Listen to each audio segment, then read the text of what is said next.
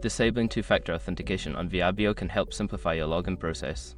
Follow these steps to turn off the security feature. Step 1. Log into your Vrbo account. Visit the Vrbo website and enter your login credentials to access your account. Step 2. Navigate to account settings. Once logged in, look for your profile icon or name, usually located in the upper right corner. Click on it and select Account Settings from the drop-down menu. Step 3. Access Security Settings. In the Account Settings menu, find the section labeled Security or Security Settings. Click on this option to view your two-factor authentication settings. Step 4. Disable two-factor authentication. Within the security settings, locate the two-factor authentication option. There should be a toggle or checkbox to disable it.